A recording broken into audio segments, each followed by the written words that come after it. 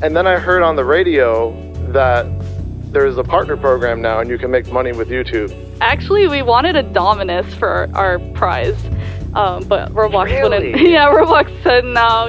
But like, I feel like if we did a season 4, it would be amazing. Like, I want so badly to do a season 4 because like there's just so much going for it. It would be awesome. Good day, Robloxians of the world, and welcome back to another episode of Creators on the Blox, a podcast dedicated to learning more about creators in the community. I'm your host, Pixelpug, and today I am joined by one of the most multi-talented duos in the Roblox community. They are known for their work in all sorts of fields on the internet and beyond, whether it be music production, game development, content creation, streaming, and more. But also, as most of you guys probably know best, being 2/3 of the iconic RB battles. Please welcome to the show DJ Monopoli and SabrinaBrite of TeraBrite. Hello! Yo, wow, that was an intro. Yeah, dang, that was kind. Yeah. That was really well yeah. said. Thank you. Wow. I mean, if you want more compliments, keep them coming. Yeah, more I like that. compliments. Yes, don't worry. There's plenty more where that came from. I'm very honored to have you guys on the show. I mean, obviously, I've said this before, but I'll say it again. I won't make this about me, but I have been doing Roblox for like a decade now and been YouTube, just as long. And that's not a super long time, but a good portion of that towards the little end there is, the most recent parts where I have had this crazy resurgence and have actually kind of done well in terms of content creation. And the first thing that kicked that off was RB Battles. I did a video on RB Battles. So it is Yeah, that video was absolutely amazing, insane. by the way. Oh, thank you. we got like emotional watching that. Yeah, it's so good. Really? What? Oh my god. We watched it on our TV together. We had popcorn. Well, Yeah, we we didn't have literally popcorn. watched it on but our we watched TV. it. Well, I just got to say, it is an honor to have you guys here and to be talking with you guys here on this show. Very exciting. Very, very exciting. And thank you for you guys- inviting us. Oh my gosh. Of course. Of course. I mean, it couldn't be a Roblox podcast without you guys. You guys have done so much, and I cannot wait to get into it. Before we do, I mean, how are you guys? How have you guys been? Just before, get into stuff. I've done a lot of traveling this year, so I'm just like tired all the time now. Yeah. But other than Yeah. that, like it's great. We're doing good. We're just trying our best to evolve with the creative side of things on the platform, and that's been a little bit yeah. hard. But on the game side of things, we've been doing great. Yeah, it's no secret that Yeah. our channel's not doing too hot right now, but we're trying to spend a lot of time to figure out how to turn that around a little bit. Gotcha. Okay. Well, that's fair. I mean, you guys have been here long enough where I'm sure you've seen all the changes and shifts in the algorithm that have happened over the years. I mean, it is it's no lie that it is. Yeah, it's a difficult. I mean, we've gone up and down like many times. We've seen many creators go up and down. We know how it is. A lot of the audience doesn't understand that, but yeah, it's rough right now. But I fully believe that we can get out of it and find a new thing to do. We've done it before. Yeah. But I mean, as long as you guys are happy, you guys are still content, pushing through, and I'm very happy to see that, I would assume you guys are, of course. And then, yeah, you said you're doing a lot of traveling. Of course, TwitchCon just happened, I think, right? That was the most recent one. Yeah, I've traveled the most places in 1 year ever this year. And like, Really? for context, I've only ever traveled to like 1 or 2 places max. Like when I say travel to a place, I mean like out of state, like ever in my life. But this year I went to the Mega Hunt and helped co-host that. I don't know if you remember that. That's right.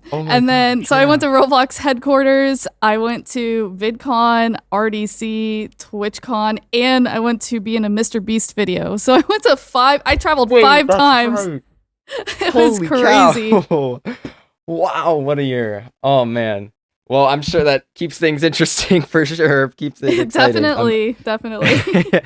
Has the year flown by for you? I would imagine. Oh my Yeah, I gosh. cannot believe the year is almost over. That's insane That's to me. insane. Oh man, that's cool. That's awesome. I mean, hopefully that means there's many more to come in the future. Because I mean, it's just the good thing about these events is they just keep happening every year. It could have happened on a better year though, because I feel like we said, our channel is not doing too well. However, I do feel like all those things that I went to were great opportunities, opened up other opportunities that we're working on in the background now, and definitely was worth it. And it was the great year for that to happen if it had to be any year. Oh, nice. Okay, and just a nice breath of fresh air, I would assume. All right, that's nice. That's nice. Well, I'm excited to get into the details and all that stuff, but before we do, please remember, as always, to show some love to the show. We appreciate all you guys' support so far. It's been amazing, and I'm blown away by it. It still feels like I'm dreaming, but I'm just gonna keep pushing through so that I don't lose track of things. Like, subscribe, comment, share, all the. Should we do a bright like spike? Oh yes, yes, bright like spike right now. Hit it up. All right, everybody, on the count of 3, I want everybody to smash like. Let's see how many likes we can get. 1, 2, 3, go, go, go, go, go. Oh my gosh, whoa, look at all those likes. Oh That's my God. crazy. Whoa. Holy cow. All right, well, I'm happy to see this is the video with the most likes so far. I mean,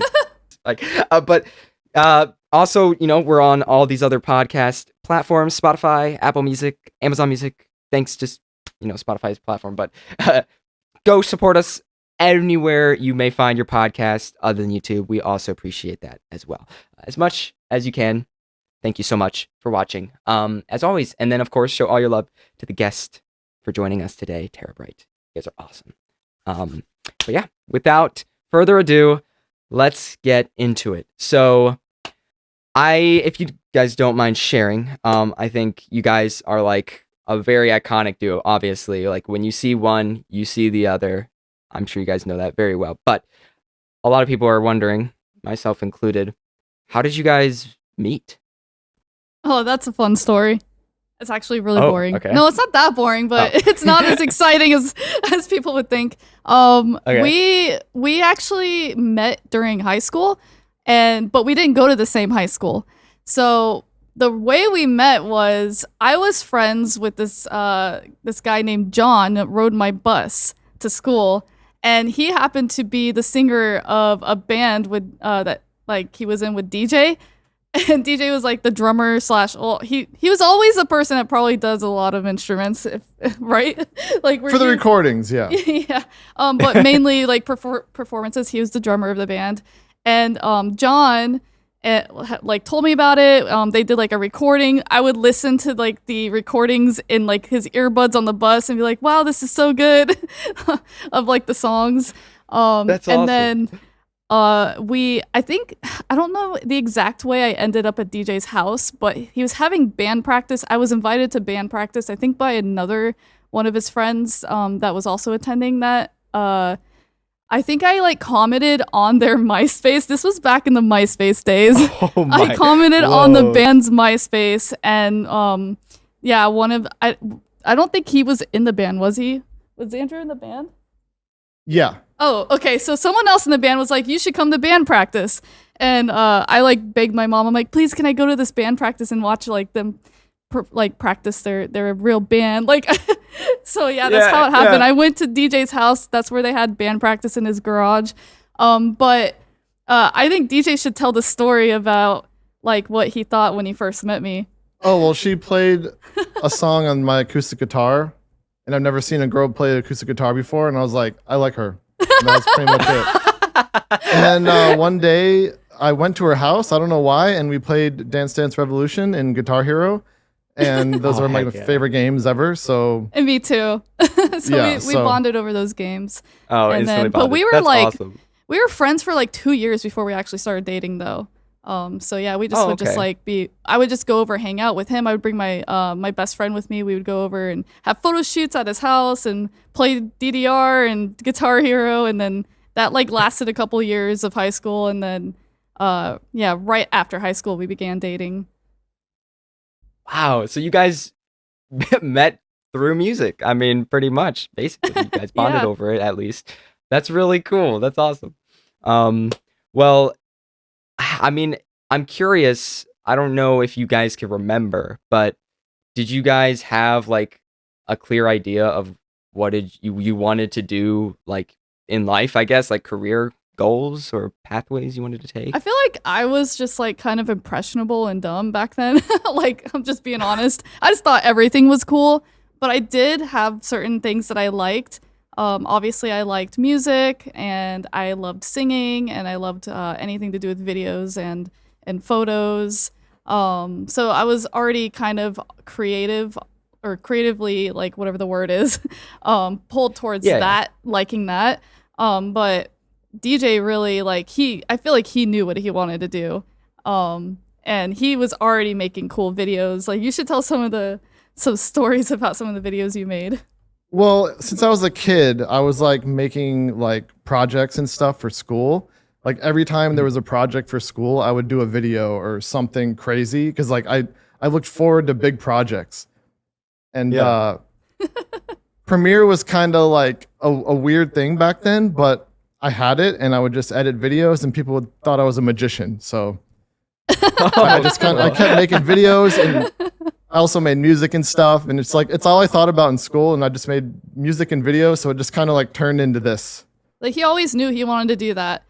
If you're questioning how we got to where we are, I don't think we knew we were gonna be where we are for sure. Like, just literally in elementary school, there was a moment where we had like a project, and I made a video for it. And the teacher like showed it to everyone, and they were like, "Yeah, their parents made this video." I was like, "No, I did," and they didn't believe me. I was like, "I made this video." Oh no, you didn't get the. What? That's crazy. You were that good. They just were baffled. Oh my goodness. Well, I was a little. It's elementary school. I was like a little kid. I don't think they expected me to know how to do that back then. But yeah. I mean, especially at that time. Yeah, that's pretty impressive. And Premiere. So you've been a diehard Premiere, fan. So I mean, I went back and forth from Premiere in Vegas. Eventually ended up back on Premiere. But yeah. Gotcha. Wow. I mean, do you remember what got you like how you came across Premiere, or like, because I feel like that's such a niche thing at the time. I don't know. Yeah, so one of my dad's friends introduced me to it because I wanted to know how to make videos, because he made videos and stuff. And he's like, use this. And I just like tried it, and I just messed with it. Yeah. Wow. I mean, that's that's crazy. That dates back way farther than I think I would have ever imagined, but that's really awesome.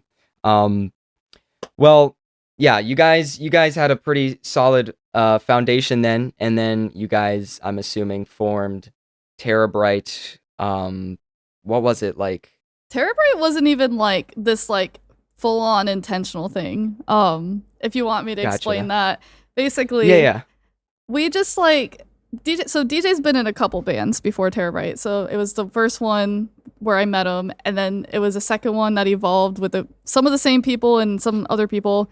But they were trying to name that band, and DJ liked the name TeraBrite, which was a play off of the word terabyte because he's such a nerd. And I'm joking.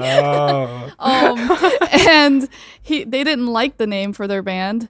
So he already had this name in his head. He's like, nobody's taken it. Like, it'll be good on the internet, like specific to us. And they just didn't want to do it. They wanted to call it something else that was probably not as marketable. But basically that band didn't really last. But on the side, he had this instrumental that he had recorded that was really cool. And he's like, why don't you just try singing on this? Because he knew I liked to sing. But I was really shy back then, like extremely shy and overcritical of myself. So I would just like cry if I like messed up. Like, I was extremely critical, and it was really hard for me to get past that. But yeah, we recorded this song called No One Knows, and that was our first song. And he's like, let me just make a MySpace called TeraBrite. That's what we'll call our band. And so DJ named it. I already had the MySpace. Oh, I was like, so I could just put it on this page that I have. Yeah, he just uploaded it to it. Oh, okay.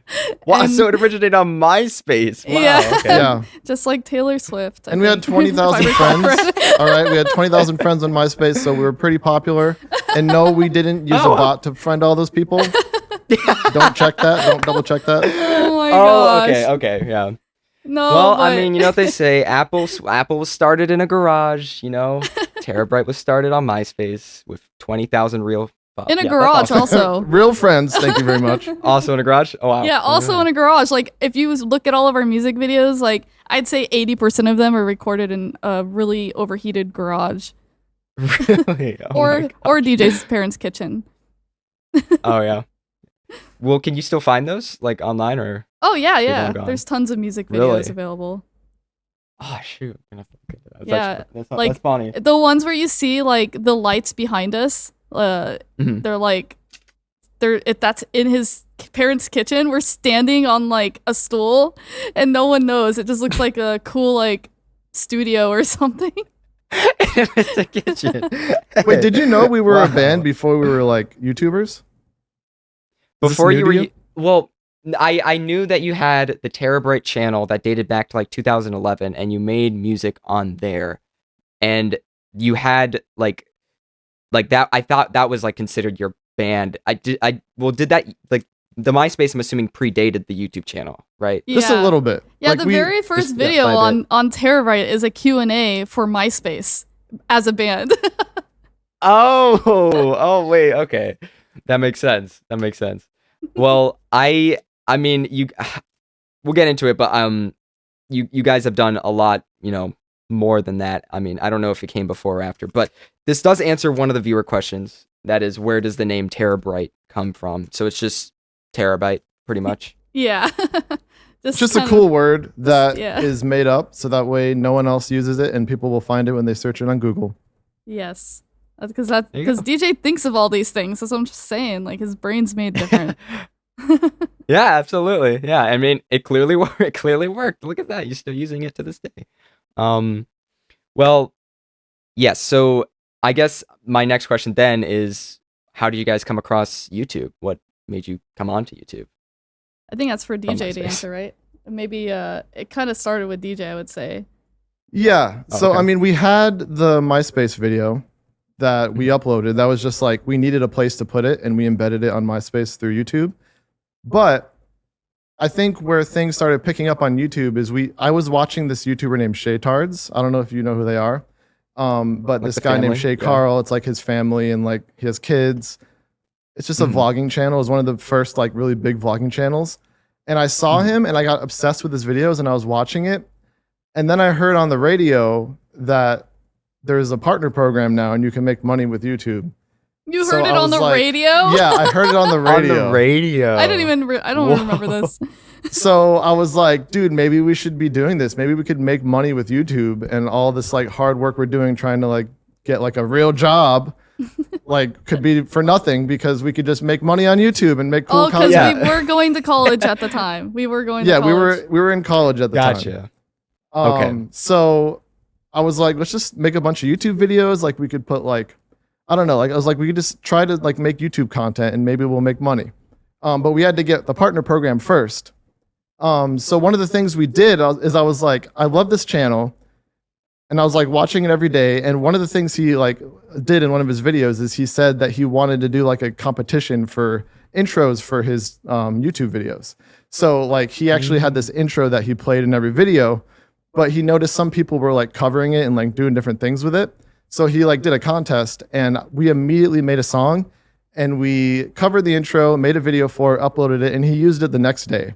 So like we instantly had like 30,000 subscribers, and we're like, dude, this is crazy. Yeah, like, no, our channel was blowing up. Back then, it like they actually updated YouTube comments in real time. It scrolled. The comments were scrolling and coming in. Wait, what? Yeah, it was crazy. And we were getting so many subscribers for back then. Like back then, like I think the most subscribed person was about to be 1 million subscribers. Like it wasn't even at 1 million yet, if I recall correctly.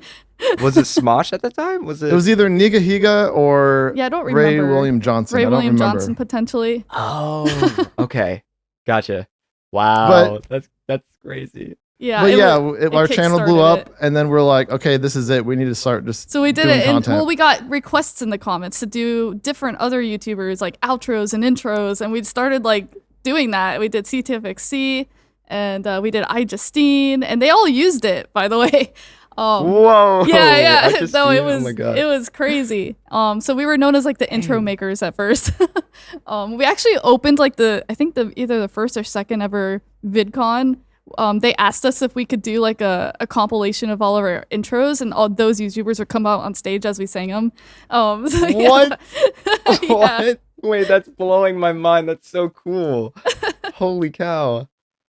Wow. There's a lot more than that too, but that answers your question. Yes. Well, I mean, obviously the biggest things that you've talked about, I think DJ specifically made a few tweets that blew my mind. I mean, obviously this is blowing my mind more, but I think that makes more sense now, where you said you also done a lot of work with some other people. I think most notably the two is Tobuscus and Annoying Orange. Yeah, with correct. Cartoon Network. Wait, there's one Also- more. There's one more. Oh, there's one more? Login HDI. Actually, I'm pretty sure like the most viewed Roblox video is the song that we like helped them make. It was the most viewed. I don't think it's the most viewed anymore. Oh, it but got passed out. For a while it was. Yeah, it was over 100 million views. What? And it's DJ Someone and me passed singing. Yeah, we sang on it and produced that song. But well, he helped. I don't know what he did on it. I think he mixed a little bit. I don't remember. But we collabed, basically. Oh my, no way this was you guys. Wait, no way. Wait, yes. Oh my, okay, wait, that's so cool. That's so cool. There's a few other songs too that we did with him, but that's but that the was most notable really- one. Yeah. Oh my, so you're clearly just trying everything and you're just always looking for opportunities and Well, taking we're always them. looking for cool, fun things. So like, I mean, like for that one, clearly it didn't really benefit us that much. A lot of people don't even know that we did that. But we just thought it was fun. Well, to be fair, he reached out to us. We weren't looking for that. He just like we reached just out said and yes. said, "Yeah." Oh. He's like, "Can you sing on this?" We're like, "Sure." So he clearly knew about TeraBrite and stuff. Yeah. Wow. For That's the so Tobuscus cool. thing, that's an entirely different story. Actually, DJ went out of his way. He used to do, I don't know exactly how this came about, but I think he like made up a song. Toby Turner. He made up a song like on either a lazy vlog or at a convention or something, and it was funny. And DJ was like, I'm gonna make an instrumental and show him that I can make. Well, okay, you're kind of getting ahead of yourself a little bit. like you showed it to him, and that's how we got hired. So we covered his intro because people wanted us to cover it. He didn't actually use it. He's like the only person that didn't use the intro. Him and Epic Mealtime. They're the only two that didn't use our intros, I think. Oh wow, I forgot about that. But we covered his intro and he knew about it. I think he tweeted or something.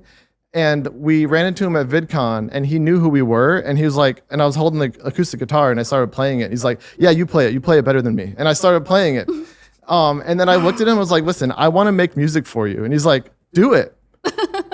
And like he had a song that he like performed live. I was like, I want to like make that a rock song. He's like, do it. Let's see it. So literally like as soon as we got home, I made it a rock song, sent it to him, and he loved it and started hiring me for stuff. That's basically how it worked. So you made all the so many iconic songs like I Can Swing My Sword.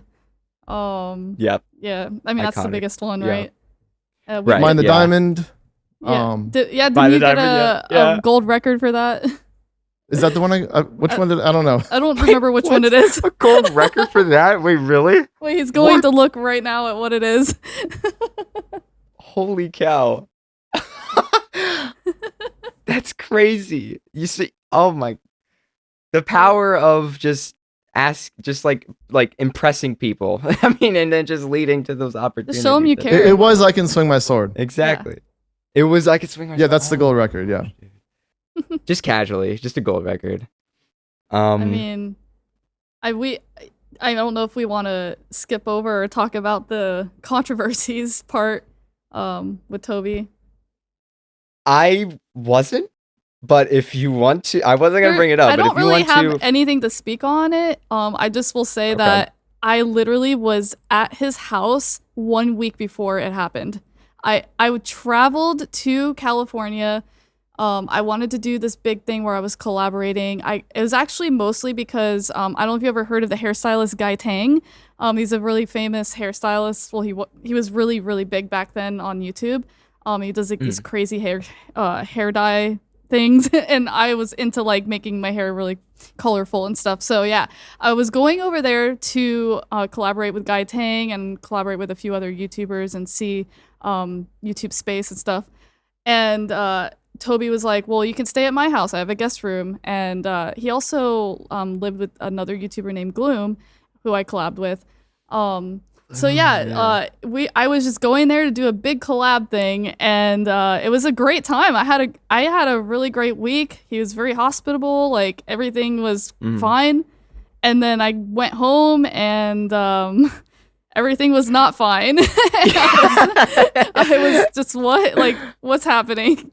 So yeah, that was my perspective. I was very surprised, but I don't really think I know obviously it's not my controversy, so I'm not gonna really speak on it. But yeah, that was just a very interesting time. Basically. Oh, I bet. The whiplash must have been insane. Oh man. Yeah, I'll bring this one here because I mean you've already blown my mind a lot. But if there's somebody just straight up ask, what's something fans would be surprised to learn about you both? Is there any other just fact you don't think a lot of people know? I think a lot of people know this, but still every time someone finds out, they're extremely shocked. But when we first started on YouTube and we were, getting into doing covers, we were kind of stepping away from doing YouTuber intros. We entered a few contests. The first one was a contest for Michael Bay for like a phone. It was like a phone ad. And we just did something called Epic Guitar Girl. And all it literally was me strumming a guitar in slow motion. We used a leaf blower to like make it all look epic in slow motion. Yeah. And we won $25,000 for that, which was like amazing back then. Like it was huge. Then we also entered into a contest called YouTube's Next Up, which was the first time I ever did something like that. They did like a creator boot camp. We made a song about it and entered that song and won with a bunch of other creators that got selected, and that was $35,000. And this we were hanging out with Zach all in the King. Same year. Like this is we had Zach King won. Freddie Wong's brother won, and Freddie Wong was there too. Yeah, it was a really crazy week in New York, and that was amazing.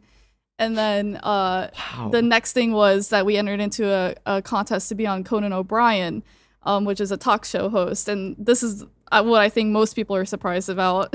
But yeah, we made like a really funny thing for a contest. He wanted to see your like spouses having Valentine's dinner together, just making a video, and like obviously just having a normal dinner together is not going to win. So we once again we used a leaf blower. That was like our magic tool. And we had like cupcakes flying over everywhere. Like we had me doing a big belch in slow motion, and like it was very dramatic and ridiculous. And that won. And so we got on the show. We got to eat Valentine's Day dinner the entire episode, and Justin Bieber was the guest for that. So we were just watching Justin Bieber be interviewed. And we had we had the Iron Chef bring us Taco Bell because that's funny. They had William Shatner read us the poem, or a poem, which was just the lyrics to Rihanna's Umbrella. And then Jack McBrayer from 30 Rock did like a little bit too with us. So yeah, it was extremely that year. That was all within like a year and a half. It was the most extreme year ever. And Justin Bieber asked us how we liked our food, and we said it was good. And I told him I liked his hair because I had the same hairstyle as him. And I think he thought I was dissing on his hairstyle, and he looked kind of uncomfortable. And I feel bad about it to this day. So Justin Bieber, if you're watching this, I'm sorry. I didn't mean that. Well, we all know Justin is a fan of the show, so I'm sure he'll. Oh yeah, definitely. Yeah, it's all right. I mean, obviously, I did not know about the Michael Bay one or the YouTube like upcoming like upright Next Up. What was Next Up? Thank you. But the Conan one, obviously, that one blew my mind when I first learned about it. And looking on YouTube, there's this one person that I saw you guys saw as well that just archived like the clip where you guys came onto the show. But I can't find any other footage of it anywhere. Yeah, it's hidden. I found it recently. I found like a full thing recently. Yeah. Yeah, the you got full it. thing. Oh, okay. It. Oh, nice. All right. At least you guys have that for record. But I gotta know, is Conan O'Brien that tall? Like he's extremely tall. Yes, he's very tall. So we're not short. We're not short. He's just really tall. No, that's what it is. DJ's insisting. No, but I'm 5'3", so like I am kind of short, but I'm not like abnormally short. Like a 5'3" is kind of average-ish. I think 5'5" or 5'4" is maybe the average for a girl, so I'm not that short, but like he's really tall. I mean, it blew my mind. When I was watching, I was like, is he on a stool or something? There's I was no also way. wearing like I think heels too. What? So, so I was more than 5'3". Wow. Oh man. And I mean, knowing that you've been on like an actual talk show and now that you're on a Roblox podcast, how can you compare the experience? What do you find better? Be brutally honest. I mean, to be fair though, we barely got to speak on the actual talk show. He just introduced us. We went and sat down, and we were never really spoken. Like we weren't supposed to speak, I think. So yeah, we just kind of reacted and nodded and everything. You just had to like move around. Yeah. Yeah, like I don't At think least our in this mics were show, I'm on. not making Justin Bieber mad, so there's that. unless he's watching and No, this he is thinks we're being amazing. sarcastic again. It's a good segue. All right. Well, you guys had a crazy beginning there on YouTube. And again, I mean, I learned something new every time and blows my mind. But you suddenly, I don't know if it's suddenly, I don't know how gradual it was, but you did make a change to Roblox. And of course, now your main priority is Roblox. So I think mainly I just got to know, I guess first things first, like how did you come across Roblox? Like what interested you about the platform? So back then, when YouTubers started really becoming like really big channels were popping up, we noticed a trend that like every big YouTuber was doing is they were starting side channels apart from their main channel. They were starting vlog channels, gaming channels, fashion channels, etc. So we followed suit and we're like, hey, we like playing games. Let's just like record it and upload it and put on a gaming channel called TeraBrite Games. We just called it the same thing, but with games on the end. And then, Gotcha. And then we also did vlogs, and we vlogged every day for 4 years straight. But that didn't really go very well, so we kind of quit that because it was like not even reaching 1,000 views sometimes. It was really bad. 4 years? How did you commit to? That's crazy. I know. Holy cow. That's how I started becoming like an editor, because I edited most of the vlogs. DJ taught me, and we used Vegas. Okay. So I got a lot of editing practice, and I also went to like UCF and got my degree in digital media. I got a bachelor's degree, and so like I was awesome. forced to do some projects and everything. But anyway, Well, at least you got something out of it. That's good. yeah. So we had like side channels, and we uploaded like a video playing Minecraft with my little brother. It was just one of the videos we uploaded. We did variety. We did anything that we wanted to play on that channel. And that specific video went so viral. It got like 11 or 12 million views by now, I think. And yeah, it was like insanely viral. And we're like, wow, let's do another one. So I played again with my little brother, and they just kept going viral. And so I was like, well, I can't just keep uploading him because that's not his channel and he's a little kid. So, and it wasn't just him, it was me sitting next to him awkwardly. So I was like, why don't I try doing, me and DJ tried doing like Minecraft videos ourselves. So we had like our own episodes that we tried doing. And they did not that bad, but they didn't go viral. Like, I guess because it wasn't as shocking as a 6-year-old playing Minecraft. Right. So yeah, but we didn't want to keep like making videos with my little brother, and eventually we like thanked him by making him a really good gaming setup. We like got him a really good computer and like everything that he could ever need to like have his own YouTube channel, but he never really went that route, but he still loved his gift. But That's cool. yeah, that's how that started. And eventually over time, people started commenting like, why don't you try Roblox? Just in the comments, just asking us to try it, because people always tell you to try things.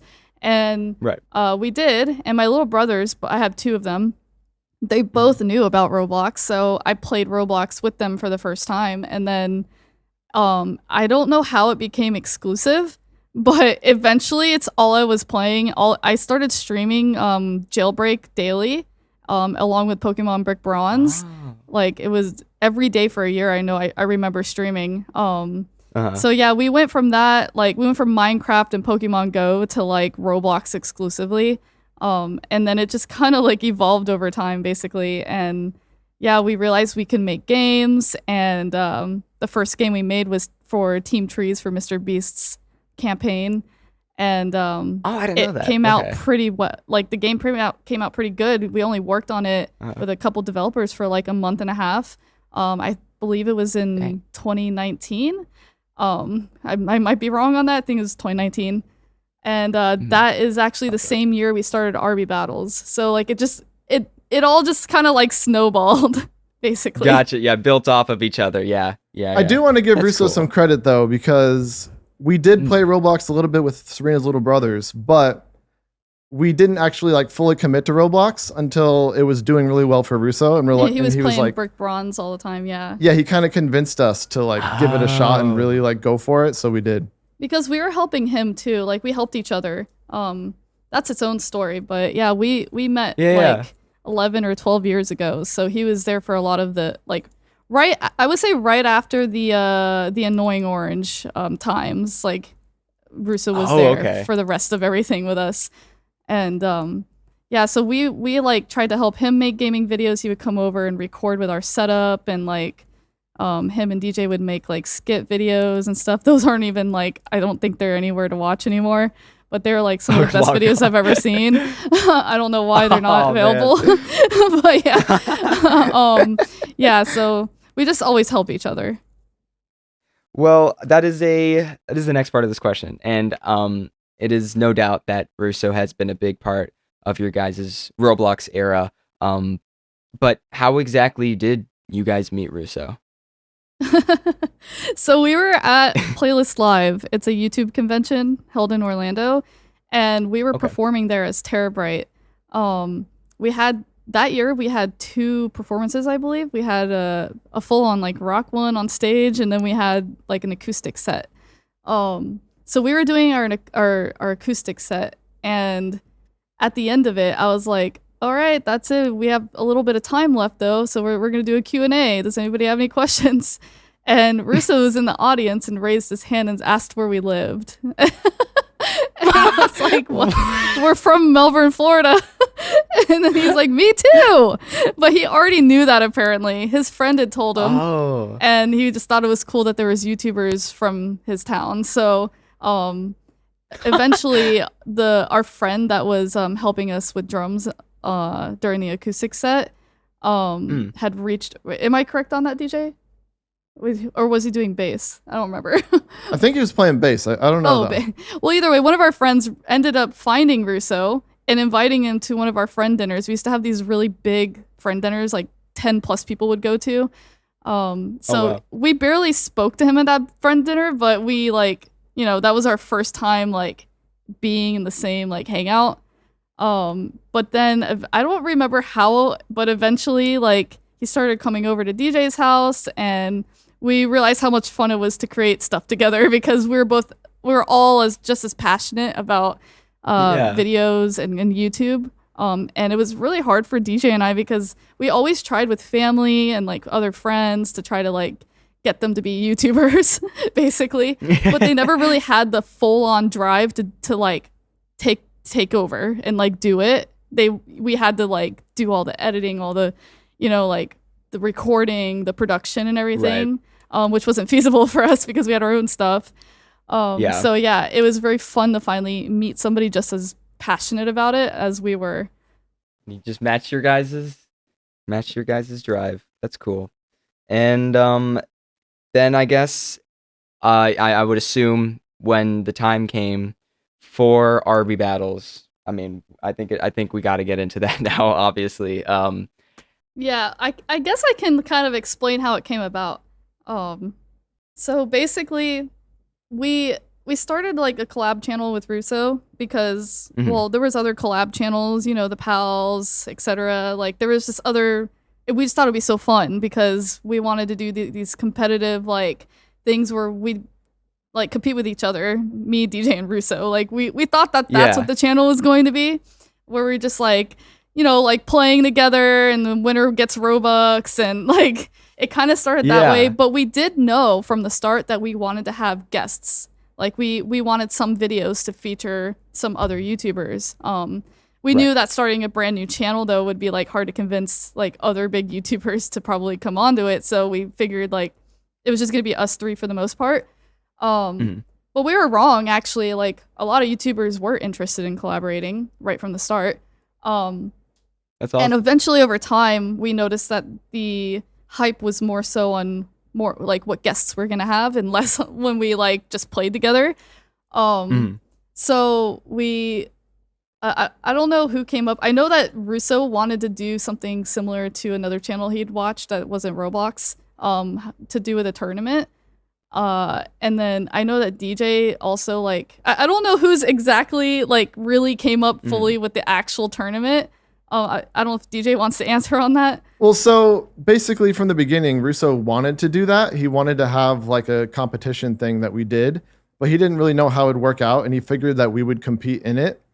But for a long time, we weren't able to get YouTubers on the channel anymore because it felt weird asking people to be on our channel that was kind of like dying. And we did a bunch of videos together as just like me, Sabrina, and Russo, but the views were dropping rapidly and people were like, where's the guests? So I was like, what if we did a full competition so that way there is a reason for these people to compete because they're going to be part of something really big and not just a single video. And we just like came up with a bracket. We pitched it to Roblox. Yeah, we had a whole bracket. We had a prize. It was like, I think 250,000 Robux, and we were going to cover it. And we sent this bracket to all of these YouTubers and we're like, do you want to be in it? This is what it would look like. And they all said yes, every person that we chose.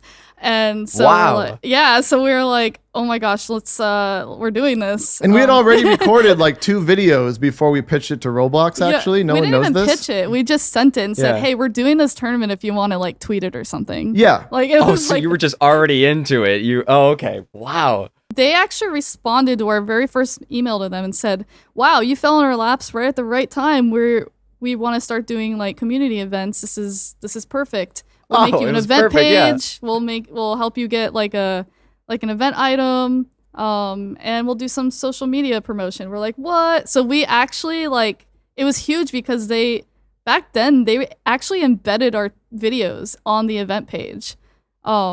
Which was huge. I think I remember that. Yeah. So it was pretty cool. So it was like you could just like keep up on the event page with the bracket and then claim like the cap, like the hat, and I think there was an additional. It was just the cap and then the Shield of Wisdom, right? Is that what it was?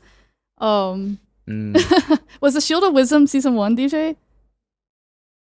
Yeah. I think. So that was for voting for who you think's gonna win. But then obviously the sword pack that Creek won. And the sword pack. So we had 3 items that they helped us make. And so it was an official event, but it just didn't have like custom challenges for the viewers and players. Well, I'm sure especially after like having like struggles with, trying to get the videos, going, like really popping off. I'm sure it was nice to see them actually advertise your channel on the page. Yeah, that's awesome. That's it was really cool. So then I'm sure when that happened, did you think like this is it? Were you hesitant? Did you know you were like immediately going to start planning a season 2? Like how did RB Battles 2 come about? Immediately, I think that this French team of developers reached out to Russo and said, we want to make you a game for RB Battles. I'm pretty sure it was that specific. And he's like, yeah, let's do it. And so we just immediately started like thinking about, because in season 1 we used epic minigames as the finale and it felt perfect because it was just catering to any genre of YouTuber. It just felt like a really good balance. So we're like, let's do a minigames game. Let's make an RB Battles minigames game. And so that's kind of how that spawned. And then we just immediately started like working on season 2 with that team. And it was all very seamless. Like I want to say, like, we had a small winter break, like Christmas break, and then just like went full force for season 2, and it came out at the end of the next year. So yeah, it was rough though. It took a year. Yeah, it was rough because that team eventually, like, if I recall, by like May or June, we still only had like a lobby and one mini game, and it was just very bare. Like there was nothing in the game really. So we started freaking out a little bit because it was only a few months till it was supposed to be released for season 2, and at this point, we had so much requests from season 1 viewers to do integrations, like custom challenges, things for them to play. They want to compete. We're like, how can the viewers compete? Because we obviously can't just do a video with every viewer. So that's where we came up with the idea to try to do custom challenges with all the participating games. And obviously, we had just a few years prior participated in the Ready Player One and the Egg Hunt and all that, and it was very impactful on us. Oh yeah. We really, really loved how we felt after we completed Ready Player One, and so that it was highly inspired with the swords and hiding the 3 swords in any of the participating games. That was inspired by the Ready Player One event, and so that's kind of how we started with that. And actually, we wanted a Dominus for our prize. But Roblox Roblox said no, you can't do that. We even made one. We made one ourselves. We're like, this is what we want to make. Like, we do have a RB Battles Dominus. Way. Oh wow. Oh wow. Well, I appreciate the boldness of asking for a Dominus. I mean, it would have been so cool. I will say it is awesome to hear that you guys were heavily inspired by Ready Player One and Egg Hunt, because I'm sure you saw that, like, I'm sure you know by now how rampant this Gunter community really is. Yeah, we were kind of a part of it. Yeah. Right. And I do want to point out, we didn't know Ready Player 2 was in production while we were making this. Oh, that's right. We had no idea they were going to be doing a Ready Player 2, and it came out right around the same time as season 2, which is crazy. Oh wow. Yeah. It was a very exciting time, that's for sure. Yeah. Wow. I also do want to come back to the dev team that you chose for RB Battles 2. Well, I guess that kind of fell in your hands. It is a funny common theme because it brings up the point again, because you said they just came to you, right, with the pitch? Like, yeah, they messaged came to Russo. Yeah, and we were very like we were a little bit ignorant to like actual development back then, and we worked on the tree planting simulator, but yeah, we just didn't know what all needed to go into, how much management it would require, how much actual input from us. Like, we thought, oh, they're just gonna make us a minigames game. It's gonna be like epic minigames. Like, we thought it was gonna be magic, basically, because we were stupid. Oh, okay. More hands off. I got you. Yeah. So we were like, yeah, let's do a game, and it just didn't turn out that way. So we actually had to learn how to be managers, and by that summer before season 2, we were bringing on new people, onboarding them, having multiple calls over and over, explaining what we need, being very, very detailed and specific, trying to organize it on like things like ClickUp and everything. We basically had to learn how to be managers like really fast. And that did cause like some issues, I feel like, because we probably weren't that great at it at first. But yeah, it ended up coming out okay, I would say. It was definitely very stressful the first time, and then extremely stressful the second time as the Roblox platform evolved. Obviously then came around for RB Battles Season 3. Now, I can't remember the timeline exactly. How soon after did you start development on Season 3 after Season 2? We started immediately again. Every time we started immediately, because every time a season ended, it was so like both draining and euphoric at the same time that like I bet we were just like immediate thinking about what's next while it's all fresh in our brain, and like how to continue it, what we need to do, and we had the drive. So it definitely started immediately both times. And yeah, but like, that answers your question. Sorry. No, yeah, and I mean, I can really relate to the adrenaline of like having like you're losing your mind over a project days on end, and then finally getting done with it, and you're like, wait, I need to do this again.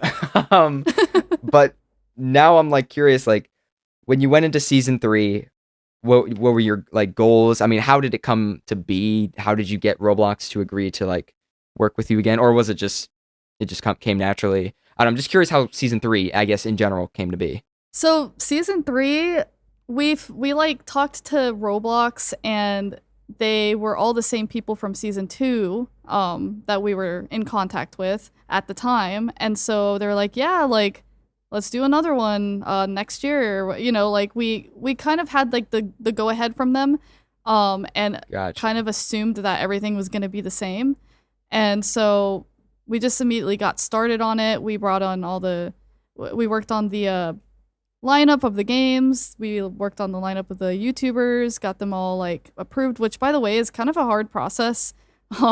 Because if one like YouTuber doesn't want to do it, then it kind of messes up who we thought like was going to be competing, and potentially no other like options for like the game we wanted there, or it kind of would just ruin like the like competitors. There's like a word where they have good like energy together and they like know the game. It makes the video a lot more entertaining. So Gotcha. It is funny sometimes to try to throw a YouTuber into a scenario they're not used to, but then a lot of times it actually just turns out a little bit because they're uncomfortable. It turns out a little less entertaining because they're quieter. It's hard to watch. Yeah. And we find those videos just don't perform well either. So I don't know why. I think it's kind of interesting. So we really try to stick to that is interesting. Putting them in their own like native games, basically. Like familiar territory. Yeah. Yeah. So when we try to do that, we kind of choose a combination of who was already in the last one. How do we find some new people? At least half should be new people. You know, like what games are most popular, what games are being like asked about, like what does our community want, like most voted for, basically. Like we kind of consider everything, and then who is also just like gonna make it fresh and new. So it kind of is really hard because they take forever to either reply or they say no, and then we have to change the entire thing sometimes because it like messes up the flow of how it should be. So anyway, that took like I think like maybe 3 months for season 3 for some reason. Like that was the hardest one. Wow. Like to finalize the games and the YouTubers took so long. Like compared to the before you first even two. get started on it. That's crazy. Like the first season was like instant. It was like within 2 days. Yeah, like easy. And then for some reason by season 3, I don't know. It's like all of the games, like the platform was evolving. The games we wanted were like really busy. Update schedules were more demanding now. Like games didn't update every single week. It wasn't that normal back in the day, but like it started becoming normal, and so they were just very busy, and it was hard to get certain games to agree. And then that also was a problem because over time they wouldn't work on their custom integrations, or they'd forget about us, and then we'd be waiting, and it would take months and months and months. We'd have to schedule with the YouTubers, and then there'd be a problem in their integration, and we'd have to reschedule. Yeah, it was definitely really, really hard the third time around for some reason to get through that. It's funny because we get comments from people saying like, why didn't you let this game be in the competition? And like a lot of times that's a game that we reached out to and they weren't interested. So we don't know how to say that. Really? Oh, okay. Wow.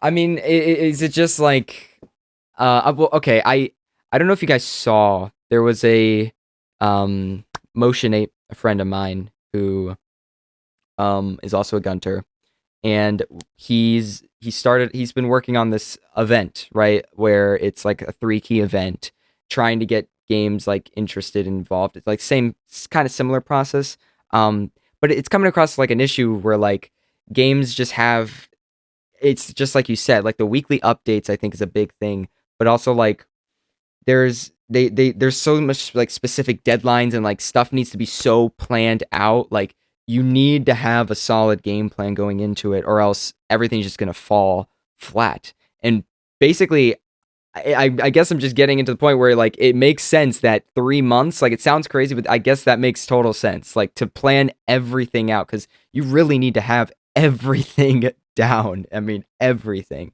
Yeah. And how, like, I mean, I don't know. How do you do that? Like, how do you even begin You just to work on it every day. So every day, it's all you think about, basically.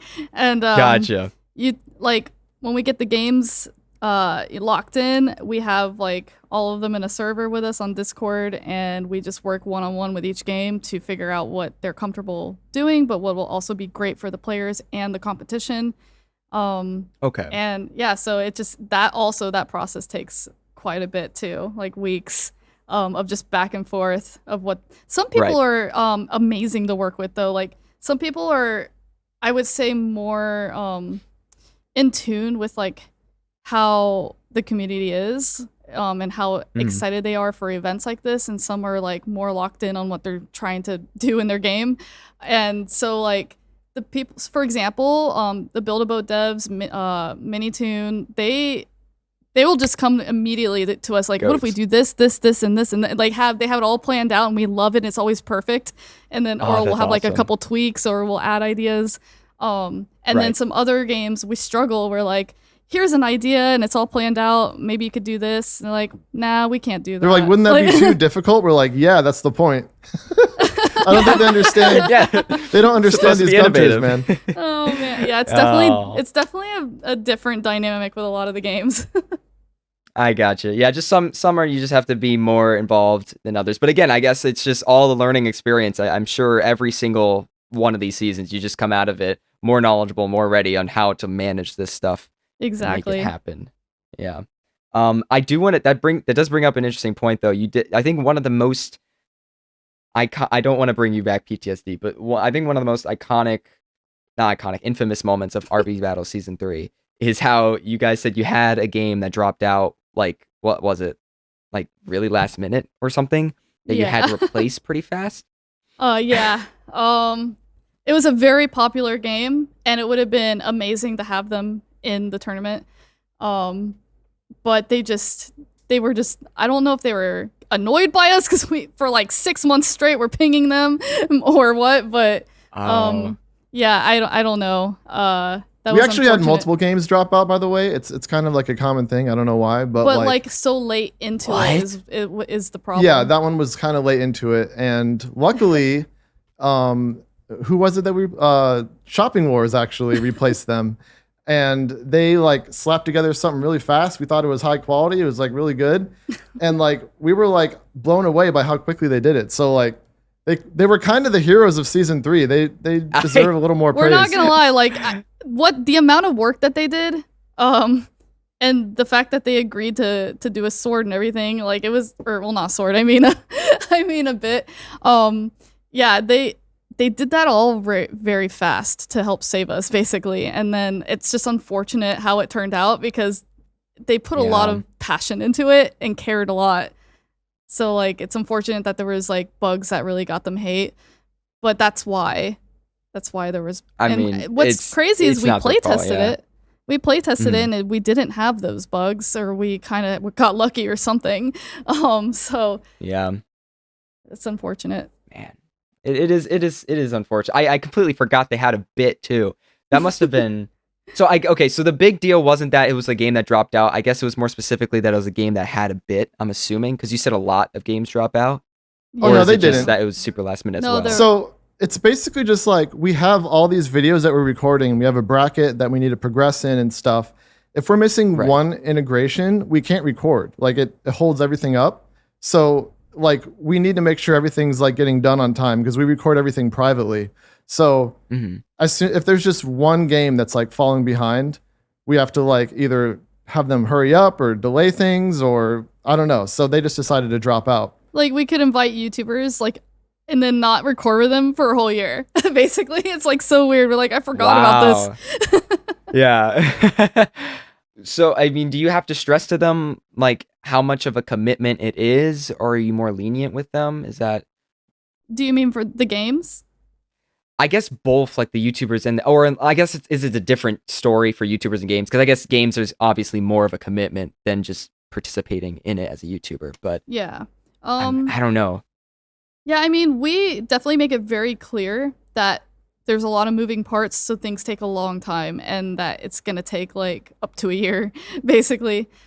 People know that going into it, hopefully, and we also have like this doc that we made that kind of lets them know all the details, like what we need them to do when they record, and what they can do, like what they can post, or what we encourage, etc. So like we try to make it very clear to anyone that we're bringing on, like what they're in for, and like how difficult it is for us to manage it, basically. Right. But yeah, at the end of the day, stuff happens. I mean, wait, I do want to point something out though. Season 2, we did have a game drop out in season 2, and we replaced them with another game. But then last minute, they changed their minds and started working on their integration after we had already replaced them. Oh yeah. And the people we replaced them with already made their integration. So we had too many games. And what? That's what caused the battle back. That's why we have a battle back, yeah. Because we put that new game in the battle back instead. Oh, that's crazy. Wait. Oh, man. Well, at least you guys, found a solution. That's very, very quick thinking. Holy cow. It kind of worked out, too. I kind of like the battle back. That's not the first quick thinking we had to do that fit season. So naturally. Really? Yeah, I mean, the first... what else? Yeah, for when they like made the event page and released it, they had it up 3 days before the first episode came out, and yeah, the people were able to look on the website like coding to the event page and see the entire bracket results because they had it automatically updating. So before it even came out, I just slaved away. I hadn't slept in like 36 hours to get these videos all to Roblox immediately. Because we needed them all like ahead of time and scheduled. Yeah. And it felt like the worst day of my life. But then DJ with his solution brain had his quick thinking and decided, he reached out to the YouTubers and explained what happened and asked if it was okay if we just redo it live, even though we already had a winner. And so they agreed, they understood. And so we were like, nope, that's wrong because the live stream hasn't happened. Or I mean, the finale hasn't happened yet because we're going to be live streaming it. Yeah, because everyone was voting for Tanker. God. And we're like, we just want to let you guys all know that Tanker didn't win anything yet. No one won anything yet because we have to live stream it. And they're like, what? So we just came up with a reason to like not have a winner yet, basically. And then he won again. So yeah, and we already promised him the prize if he didn't win, so that there would be 2 people that got a prize. That was our like way of making it okay. Yeah. So in the live stream, we admitted that Tanker did win, and they were right, but we had to do the live stream to save the voting. So everyone knows this. Like this isn't like secret knowledge or anything, but that did happen. I don't know how I missed this. And that's why Tanker got 2 1 million Robux prizes because he won twice. Oh, that's so crazy. Wow. I mean, I respect you like just being like willing to just I would be so nervous to tell them like, guys, we gotta redo. Honestly, it saved me a big headache though, because the finale that time was a 4-hour recording. So because we hadn't released the RE Battles minigames game to the public yet, so it was very buggy. It was like extremely buggy. We had so many issues in that finale. So it actually worked for the best that way. We also never got the footage from one of the people during that recording either, so we might not have even finished it if we wanted to. Oh, okay. So it worked out well. It definitely worked out well, to say the least. Wow. Well, this question is, I'm wondering the same thing. Like through all these ups and downs, like how this is from Infinite Noob, who says they really admire you guys. How do you get so much motivation to do, these videos and to do RB battles when things get rough? What is your motivation? Oh my gosh. I'm not gonna lie, it's really hard. But my motivation is just like knowing how many people want it. Like my motivation is the pressure of the public. I know that's like probably not like healthy, but also it's very rewarding once it comes out. And I just think about the end, like when it's gonna come out. I try to like think about that part. But I would say like probably for me, like out of the three of us, the hosts, I probably am the most sensitive to working on RB battles because I've had, like I said, the bracket leaking after I slaved away on all the videos, and just like the videos themselves are so tough to work on and edit. There was a point where I would just like cry every 30 minutes and then convince myself to go back and keep editing. It was just really, really hard. Like I got like PTSD for editing, and like even on TeraBrite Games videos, like it's so much harder to like continue editing now because I just feel like it's never gonna end. It's never gonna end. But like you just it goes away over time. You just have to like think about the end result and realize it's not as bad as your brain is making it. And then also I think we just hype each other up. Like it wouldn't be as easy if it was one person trying to do all this. Like it's there's no way. No way. I don't know what DJ's answer would be to this question, but he's definitely the most passionate about like making sure everything happens and like trying to problem solve it. Like he's so good at problem solving, and I don't know how he has constant motivation for that. I just think it's cool. Yeah, that's his answer. That's like all the answers cool stuff. we need. I like doing cool projects that blow my teachers' minds and stuff like that. So I just like doing cool stuff. Heck yeah. Yep. And your parents get all the credit for RB battles, for your channel, being on Conan. Yep, they did everything. All of it. Everything. I'll start running through some of these questions. Okay. I'm very curious about this. This is from somebody named Cable Kicker. And they're wondering, what are your PC specs? And I'm very curious too, because how in the world does your computer handle all this? Well, if you watch the Linus Tech Tips video of him making our computer, you'll see the specs right there.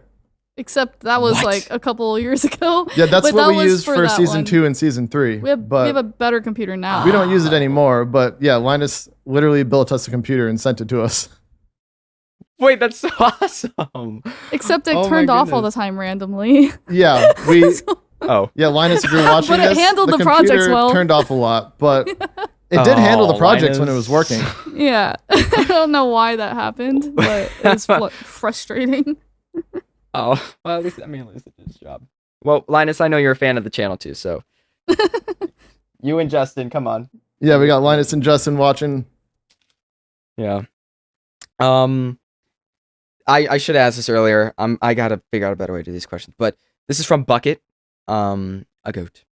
Bucket's wondering, DJ Monopoli, since you make music, what's your favorite genre to make or listen to, and why? The song I've selected is my favorite at the moment, and then they attached a song from Jane Remover. Metalcore and pop punk. Oh my goodness. That might not be the question the answer you wanted, but that's what it is. I mean, I'm sure it's fun to make. That's for sure. I mean, I do like electronic elements, but I like heavy guitars. I like just pop punk and metalcore, just like, and then sometimes like with like synths and stuff. That's like kind of my thing. I don't know why. Well, that leads me to this right here, because I don't know if you would consider, what genre would you consider I Fear I Ate? That's kind of like pop punk, yeah. Pop punk, okay. How did you guys come up with the song I Fear I Ate Somebody's? Well, I guess I could answer on that. So we got invited to be in the awards show for RDC 2024. They did a game show within a game show, and they gave me a painting of J Party.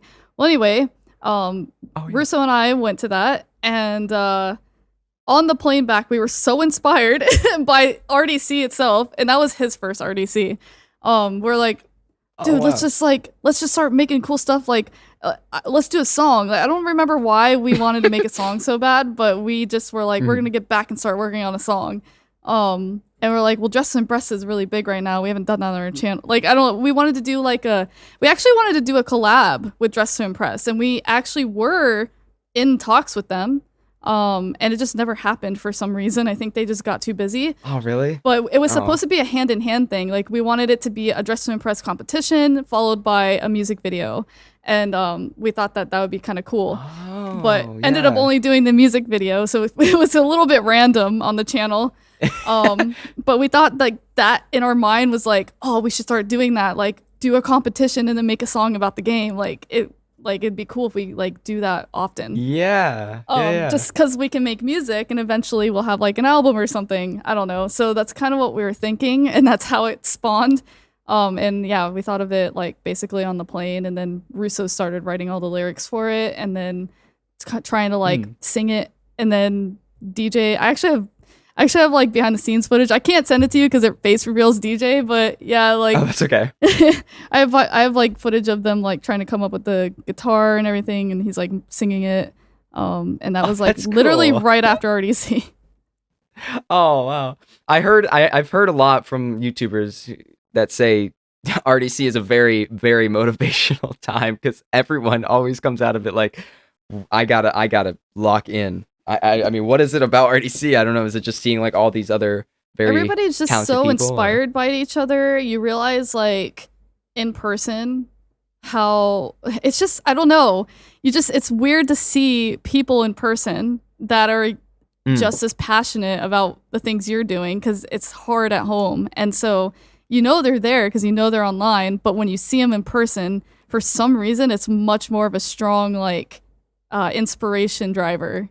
And it just you just start driving each other. I guess I don't really know. No, that's fair. I kind of felt that with VidCon. That was like the first time I've ever done something like that, and it was. I mean, yeah, it's crazy. It's just like these people are real. It blows my mind. Yeah. Yeah, it's magical. It is magical. But this is a great question to try to segue into very smoothly. If the three main colors of RB battles weren't blue, green, and purple, what would they be and why? Oh my gosh. I don't know. It has to be that. I mean, purple's my your color. Colors, yeah. Like, purple's just been my color since I was like 18. I remember like photoshopping my eyes to be purple in like a selfie. Like, I'm like, I wish I had purple eyes. Really? Like, it's so stupid. Wait, are there other colors? Believe it or not. DJ's character is gold, so if anything, like maybe green could have been gold.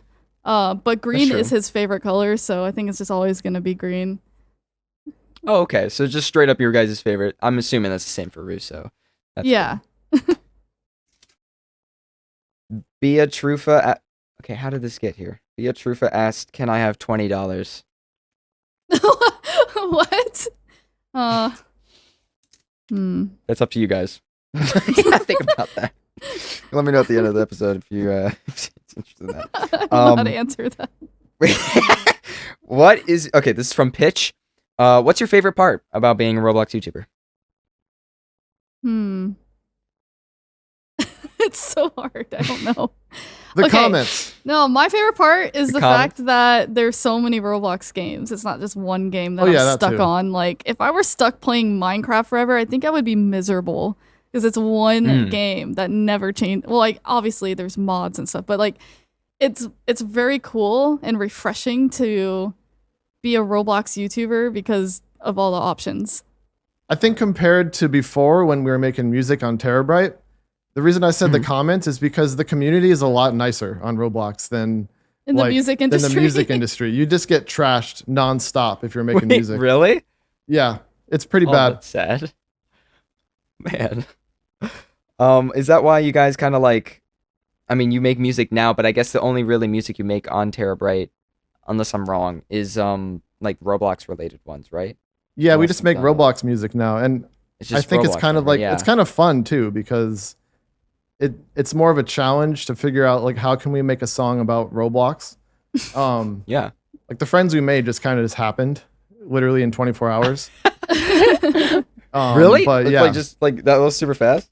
Yeah, like it's literally in the lyrics. Like we wrote this song literally yesterday. That's in the lyrics, and it's not a lie. Oh yeah, it's not a lie. Wait, that's the truth. Oh my. Did you just needed a like a credit song like ASAP or? Actually, yeah, that's basically what happened. We didn't even have credits until like 24 hours well, before one of the event devs were launched. like, I'm making credits so we can credit everybody. And then we're like, you could just have silence scrolling credits. Yeah. I was busy editing still at this point, I remember. And so they were like Russo and DJ were just like remotely somehow making the friends we made. Like they weren't even together in the same room. They like Russo was at his house. Really? He was just joking. He was like, what if it's like, we made friends along the way? And I was like, perfect, let's do that. And he's like, are you serious? And we just made a song. Oh my gosh. It's so good. It's so catchy. It's such a great song. Oh man. No, That's but crazy. definitely cover songs do not pay the bills. They're not our songs. They're copyright. We kind of had a really hard time making original songs. And even so, when we did, like, they were a lot. It's kind of like with Roblox. Like, you know how, like, if you play a big game and it catches on, like, you get more views. If you play a different game, it doesn't do well. Yeah. It's the same thing with covers and originals for us on the music channel. We tried doing originals. It just didn't really, no one really listened. And it wasn't, we just felt like it wasn't that great every time we did it. So it was just not easy. And also the fact that it takes forever to actually make a polished, like, original song, like a whole month at least. You're like listening to the same thing over and over. You're slaving away at it, trying to perfect it. And then it just doesn't pay back monetarily. Not to say everything's about money, but it becomes flustering, and also it's just hard to survive. You can't live Right. like that. Like realistically, yeah. So we kind of found a balance, basically, of just songs sometimes. Yeah. Just little passion projects. Yeah, every now and then. That's nice. People are very positive. But I mean, it's good. We need some positivity. But what is the best moments you had making RB battles? Oh my goodness. I don't there's so many good moments. Like, it's funny, like one of the first moments that pops in my head is J&J and Flamingo episode.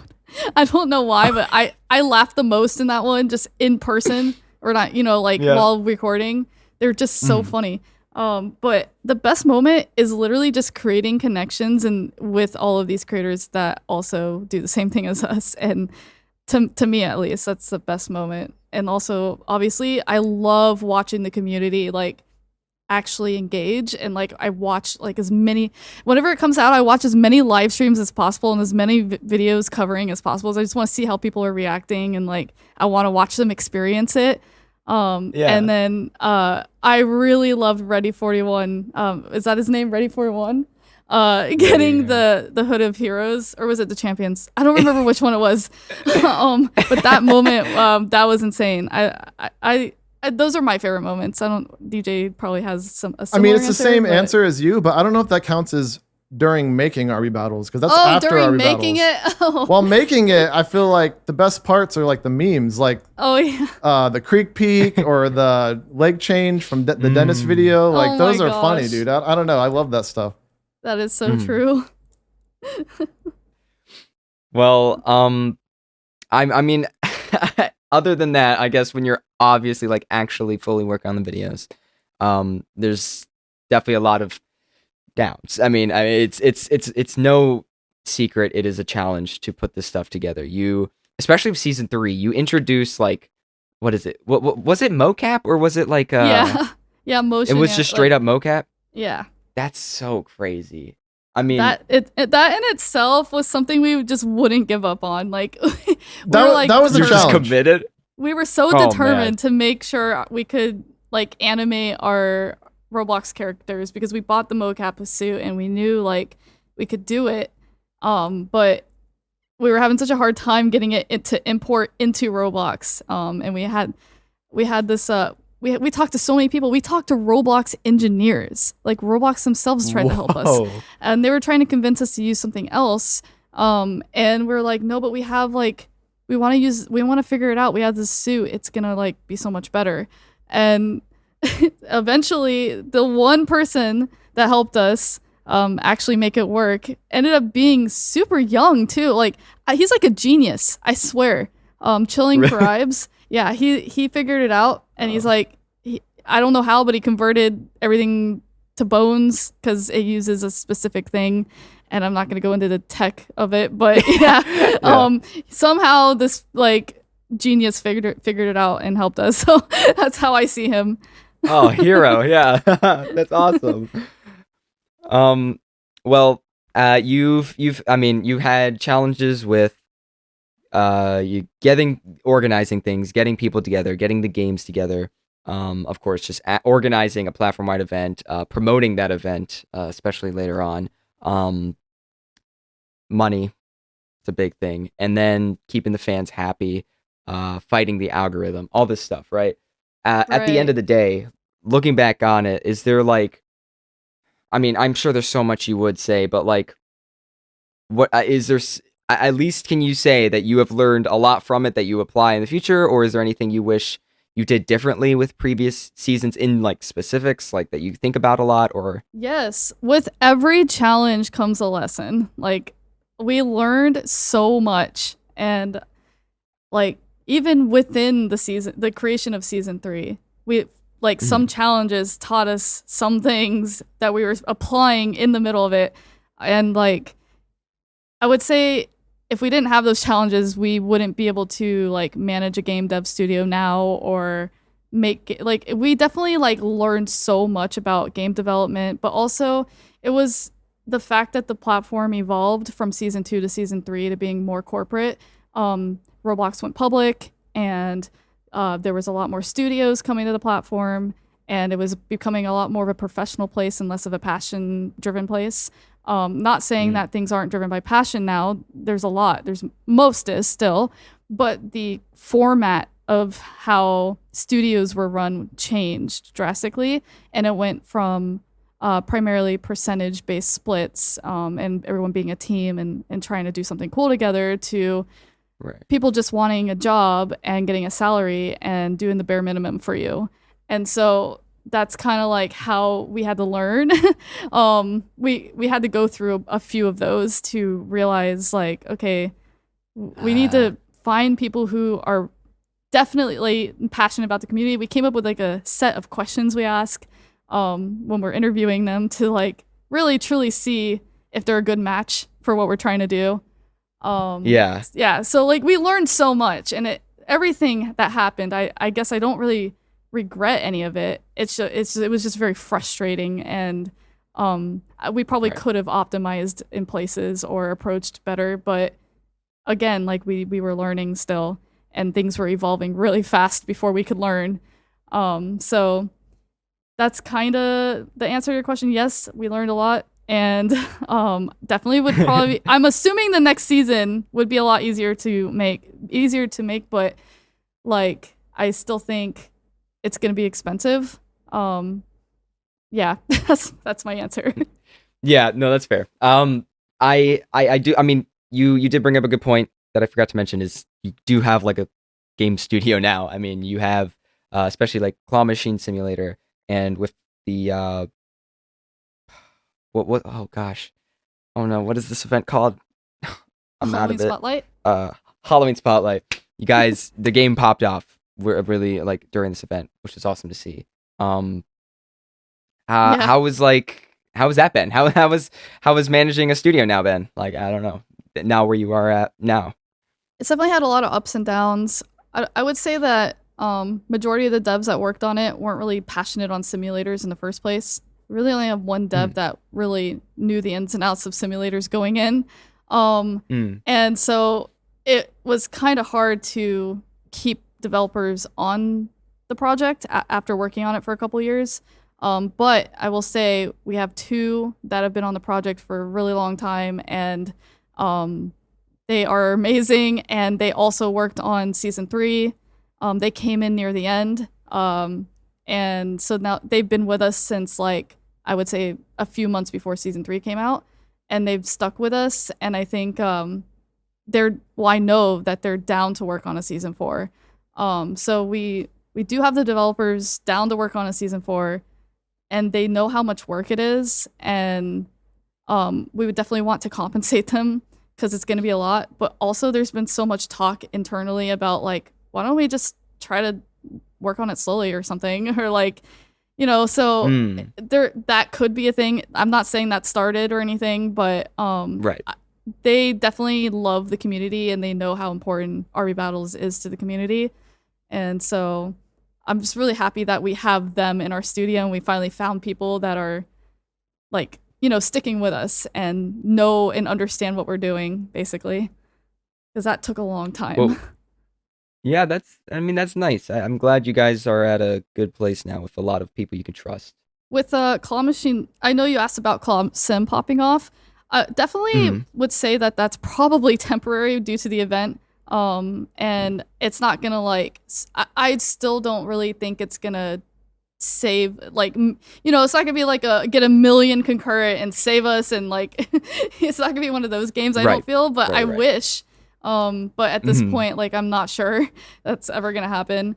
But we're still trying to like do cool things in it. We want to do admin abuse and like follow with the trends and evolve it and see how that goes, because it does help our team stick together. So yeah, that's the answer with Claw Machine Simulator. We're trying to avoid adding brain rot, but if we have to, you know what? Oh my gosh. Desperate times call for desperate measures. We get it. It's okay. It's all right. Well, I guess I gotta ask the question that I'm sure a lot of people came here wondering about. If there's one, and if you could just, I'm just gonna give it to you guys. What do you want the fans to know about how RBB4 can happen? Just straight up. I'm gonna let DJ start with that one because I just rambled a million times before that. Well, like Sabrina was saying, we need money. We paid for season 1, 2, and 3 out of pocket.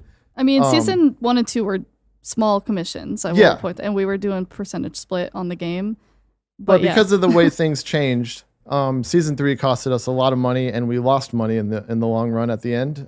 So we vowed to never spend out of pocket again for another season, and we're like, we need to figure out a way to have the season fund itself, because we cannot be losing money spending in like 2 years working on something that we lose money on. So that's kind of where we're at, is we just need funding for it, because we want to make sure that like we can make it as good as possible and like put our all into it, but then not go broke afterwards.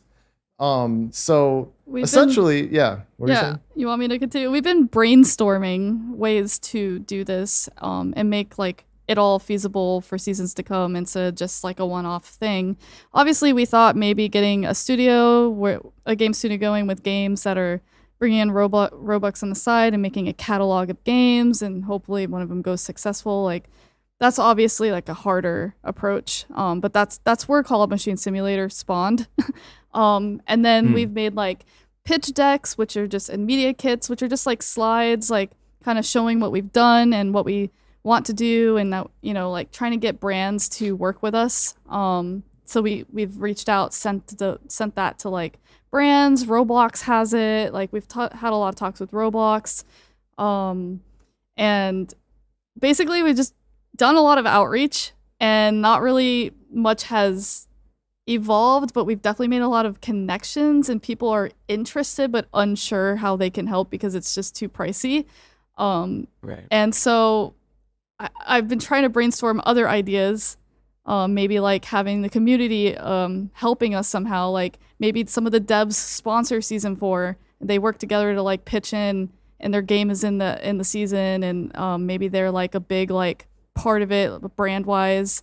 I don't know, like we've been trying so hard to figure that out, how to make it sustainable, but that's our biggest like hurdle, I guess, and challenge going forward with season 4. Nothing else is stopping us. If we got the funding today, we would immediately, right this second, just start like making the bracket, picking the games, reaching out to YouTubers, figuring out the lore, like getting the programmers started. Like we would start immediately. Which we have a lot planned already. Like, since season 3, I have this like note thing that I just like write in, and I just like, every time I have an idea, I just put it in there, and it would be really cool. Like, season 4 would be awesome if we did it, because we just have a lot of cool ideas for it, especially like for the lore. We didn't get to put as much effort and time into the lore for season 3 that we wanted to, because we were having issues with the mocap suit. The mocap suit was supposed to be our way of allowing us to like go crazy and just have all kinds of storytelling in the whole season. But because like it was so last minute that we figured it out like near the end, we didn't have time to put all that stuff in. But season 4 might be the season of lore if we if we get that. We would love to see that. Yeah, absolutely. Well, I will say there was like at least 5 or 6 questions, 5 or 6, not that we're asking just straight up like they or I guess just offering that they would be more than willing to contribute to a GoFundMe or something. Now I know, I mean, I don't know if you guys have like a specific position on that. I know it's like not something you would want to resort to. I don't know if you've tried yet. I don't know, but I just want to let you know that there has been a lot of interest from fans. Yeah. We actually have a well thought out answer for this because we've gotten asked so many times. And Okay. I feel like DJ is probably more well spoken on it. But yeah, if you want to. So basically, if we did a GoFundMe, we would have this pressure on us to make it really, really good. And if it's not good, then all the people that spent money on it would want a refund or something. So that in itself just like is a big reason for why we don't want to do it. Well, But on top of that, we feel pretty strongly that there'd be no way we'd get even close to funding the event if we did a GoFundMe, even if there's people saying that they would help. Like season 3 costed us over $500,000. So if we were to do a GoFundMe and we didn't fully fund the event, they would be expecting us to just like start working on it with not enough money. So it's like, it's just kind of a weird thing, and we don't want to anger the community, and we don't feel like the community is responsible for funding the event. So like we want to make sure whatever happens, like if we fund it, like ideally like we're funding it. But it's something that works every season. Not yeah, a and yeah, we one-off. want it to be Yeah. something that we could do over and over and over and keep seasons coming back, because we don't want to just fund season 4. We want to like keep going, you know? Right. Well, it's cool to know that you guys, I mean, if you were able, you would be able to hit the ground running with season 4. But we all from the community wish you the best. And of course, we're here for you. And that makes total sense. We're not against it though. To be fair, we're not against it. Like Not against there's a it. chance we might one day do a GoFundMe for some reason, It's just but not what we prefer. it's not Yeah. ideal. That's totally fair. Okay. All right. Well, I mean, yeah, no, no, I guess there's no rush. I mean, I don't know if you guys are in a rush, but I mean, we're ready. We're ready when you are. The other thing is, I would definitely want to make sure that if we do a season 4, that it's like Mhm. an event again, because season 3 was kind of an event, but we didn't have an event page and stuff. So like, I feel like Yeah. it didn't. It would have been amazing if it was an event, because we put so much effort into season 3, and it was like, to me, it was the best season in terms of like what we pulled off. So like, if that was an event on Roblox, I feel like it would have been massive. But a lot of people didn't even know about it. So it kind of makes me sad that a lot of people didn't know about it. Even like a lot of our fans, they missed like the little fake concert at the beginning because they didn't know it was happening. So I do kind of wish it was an event again, and I kind of believe that some people at Roblox do agree as well that like, they would want it to be an event. But I don't know if we can do that or not. But Roblox, if you're watching, and Justin Bieber and Linus, like, we want to make this an event, all right?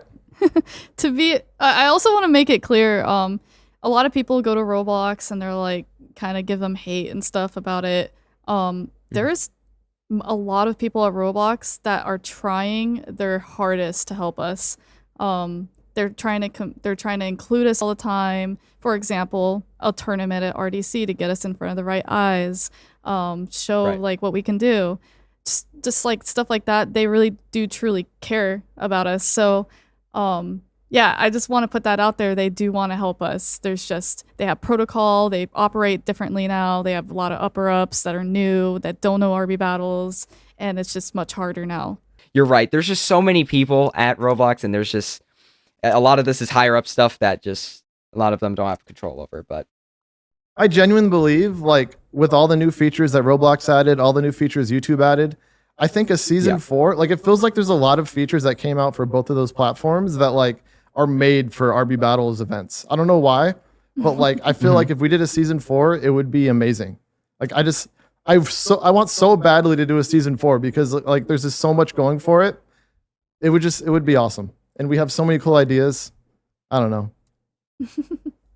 well, I'll leave you with this from a very anonymous person named Bells. I wonder who that is. I mean, whoever that is. Dear Love TeraBrite, Bells. what is yeah, goat. What is your opinion on your socially inferior cousin, the Gigabrite? What is the most superior bright/bite, if not your own? What? What? Well, You have an answer? What? We're Okay. speechless. I'm listening. yes. Yes is the answer. Very interesting. Very interesting. Thanks for that question. Yes, thank you, random citizen. Well, looking forward. Final thoughts. I mean, now you're here, with the game studio, RBB4 in the back burner, always working on it, getting, all that stuff. But now, I mean, you've expressed concerns, right, with the YouTube algorithm and stuff, all that. It's totally understandable. What do you see going from here in terms of all fronts with TeraBrite?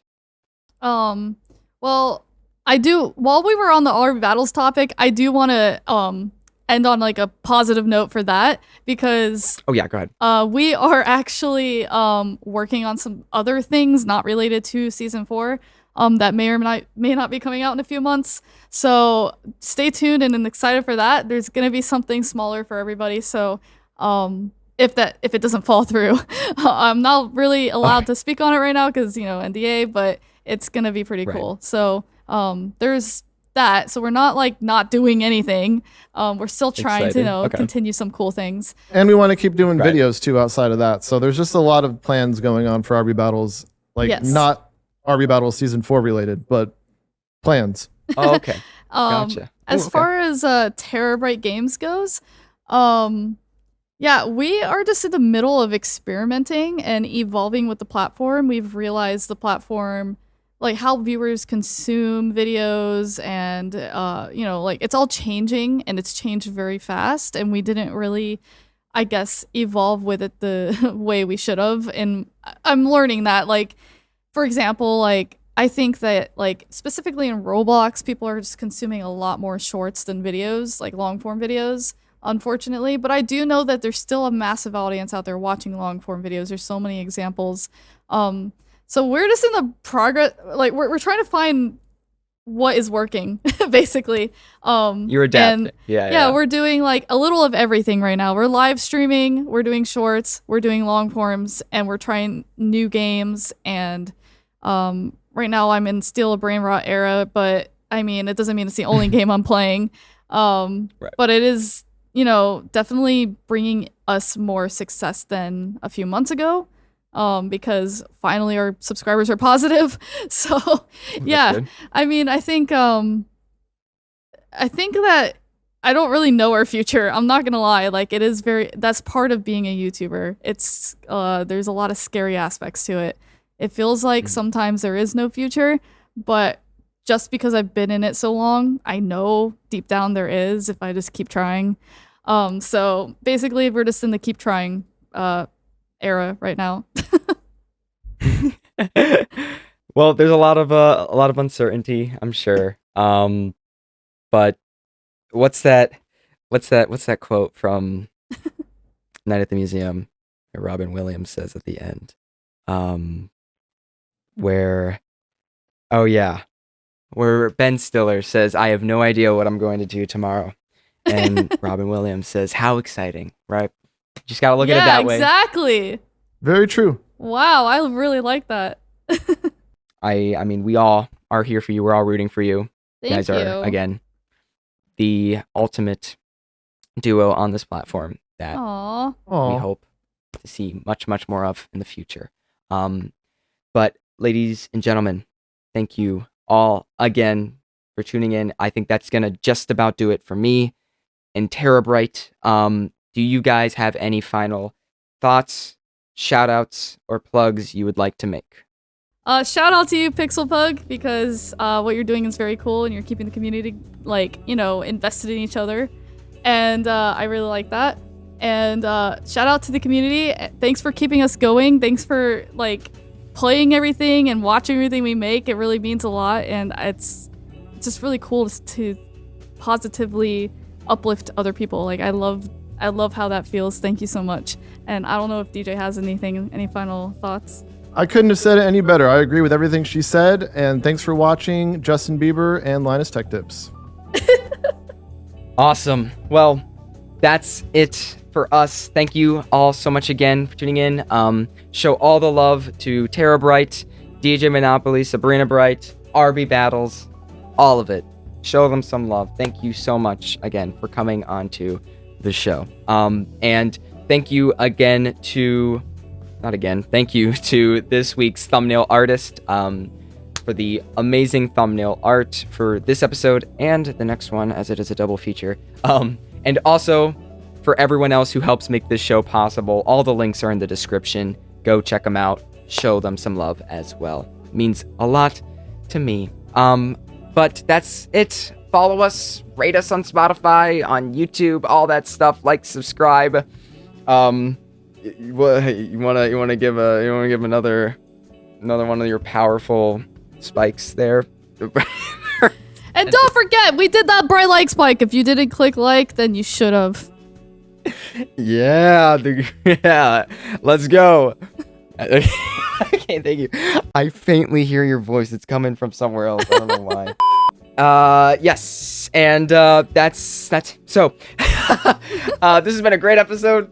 No technical difficulties. Everything ran super smoothly. Thank you all so much again for your support, for your love, for your kindness. Spread kindness. Be awesome to one another.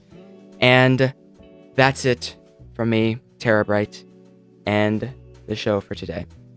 We'll see you around the blocks. Goodbye. Bye. Bye.